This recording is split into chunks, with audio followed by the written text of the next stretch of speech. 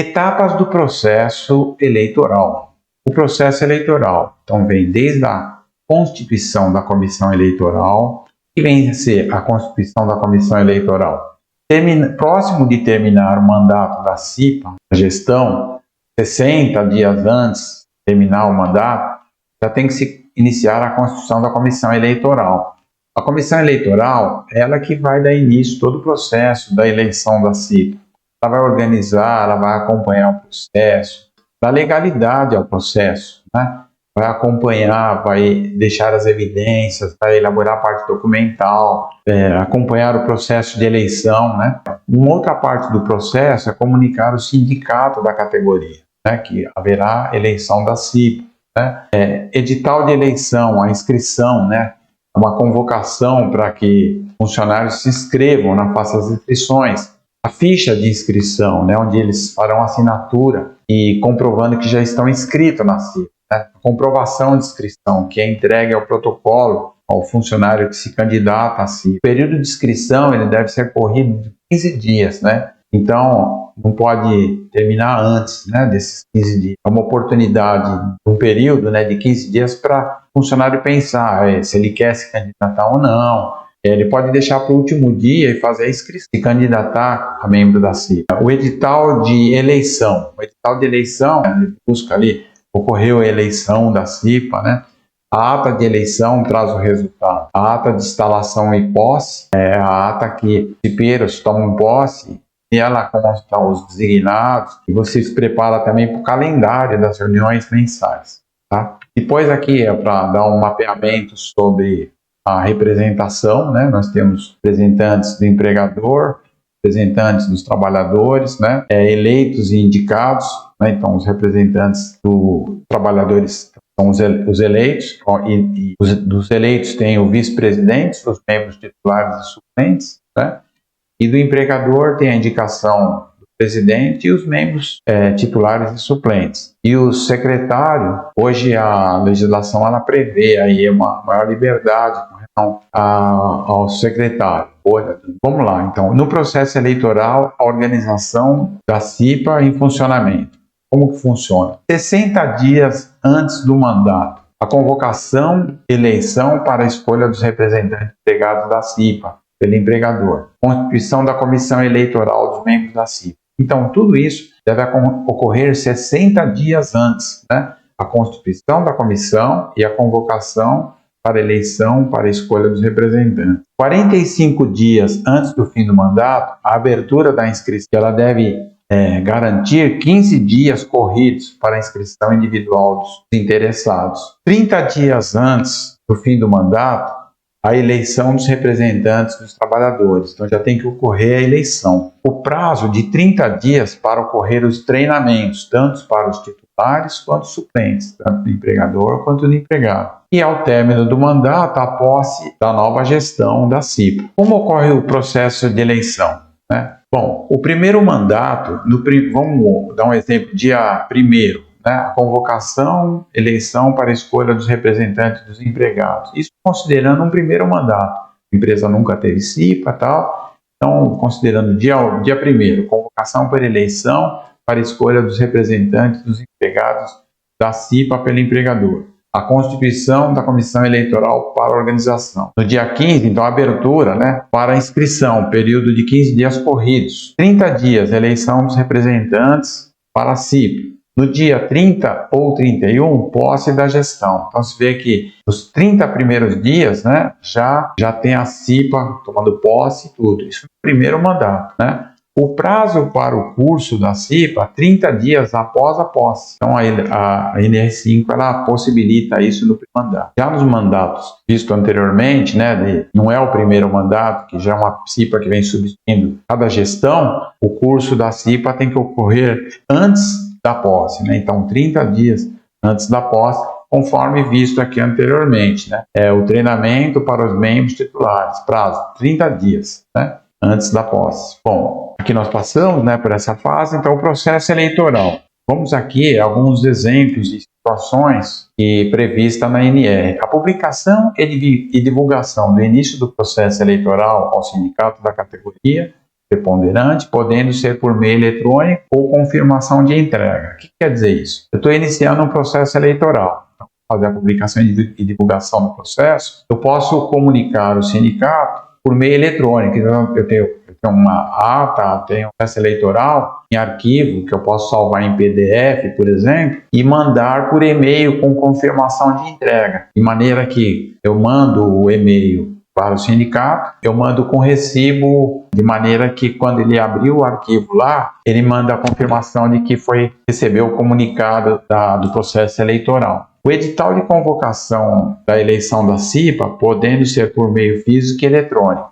Então, a nova NR5, também através da própria NR1, ela possibilita uma série de documentos por meio eletrônico, né? Então, é um facilitador, desburocratizando bastante aí. E na CIPA também isso beneficia todo o processo eleitoral. A inscrição dos candidatos também possibilita por meio eletrônico ou físico. Você pode fazer a inscrição do candidato, né, por meio físico ou eletrônico, de maneira que ele pode se inscrever. A inscrição pode ser feita através de um processo por formulários eletrônicos, né, colocado na Google Forms, pela internet, maneiras de documentos que conseguem formalizar e ter recibos e ter comprovantes aí, tanto para a pessoa que se inscreveu, quanto para a empresa que está desenvolvendo o processo eleitoral.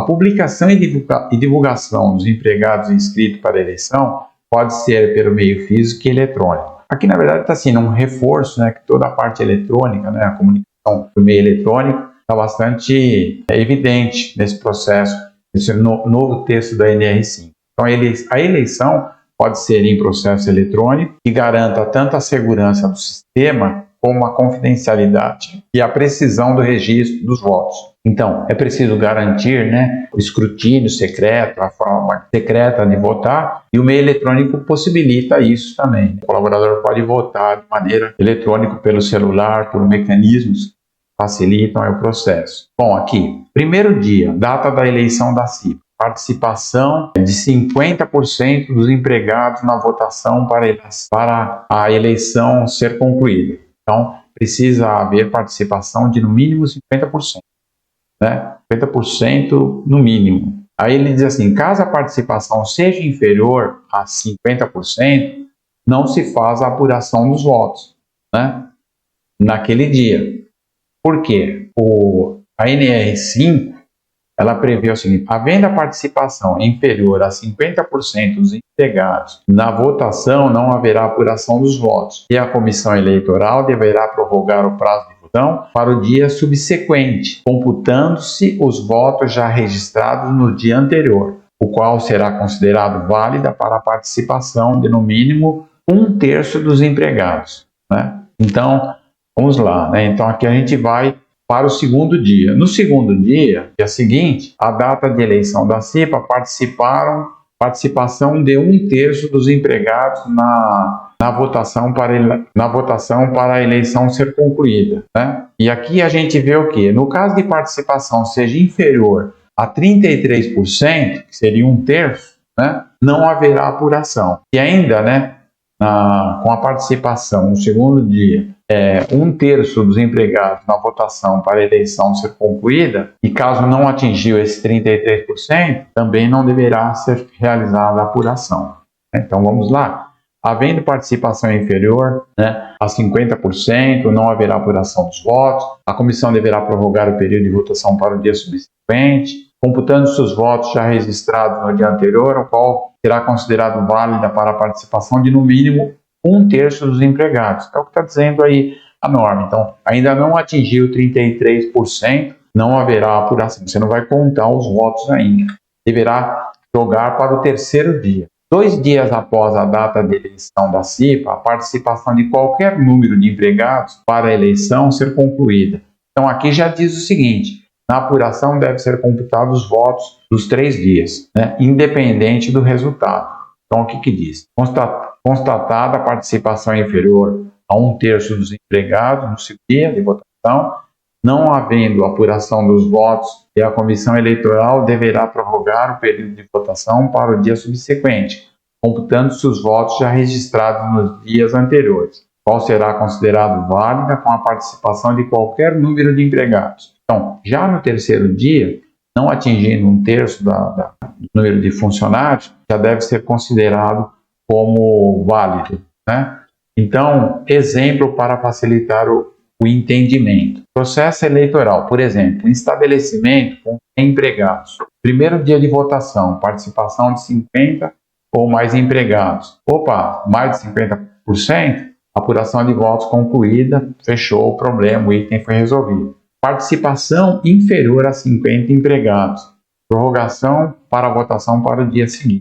Não realizar a apuração do voto.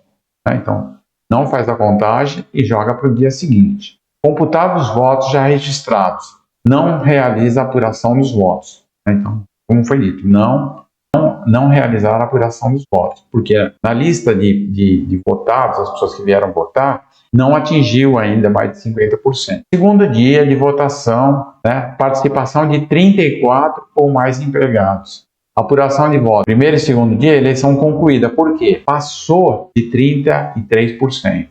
Né? A gente estava falando em 100 empregados, participou 34, né, com participação de 34 ou mais empregados, você atingiu 1/3 a mais, então aquele considerou como concluída. Participação inferior a 34 empregados, prorrogação para o dia seguinte. Não realizar a apuração dos votos. Computar os votos já registrados. Não realiza a apuração dos votos, por menos de 34. Aí, terceiro dia de votação, 2 dias após a eleição. Independente da participação dos empregados, não prorrogar a votação, realizar a apuração dos votos registrados. É uma regra aí para não ter que dificultar o processo de eleição. Antigamente fazia-se 50% dos votos, era obrigado a ter essa condição. Então, hoje possibilita você estender, desde que você não faça a contagem dos votos, tem 3 dias para concluir a eleição, né? No terceiro dia, se você não conseguiu o número de participantes, você considera a eleição concluída com os votos que se tem, né? Alguma denúncia do processo eleitoral. Caso ocorra alguma denúncia do processo eleitoral, devem ser protocolados até 30 dias após a divulgação dos resultados da eleição da CIPA. A denúncia, por exemplo, 2 funcionários, um é mais antigo e eles empataram, o mais antigo deve ser considerado eleito, né? É estabelecido pela NR5. Mas vamos supor que o mais novo pegou o cargo, então pode às vezes gerar uma denúncia, né? E aí tem até 30 dias após a divulgação do resultado da eleição. Em caso de anulação de votação, a organização convocará a eleição no prazo de 10 dias. Texto, versão anterior da NR eram 5 dias.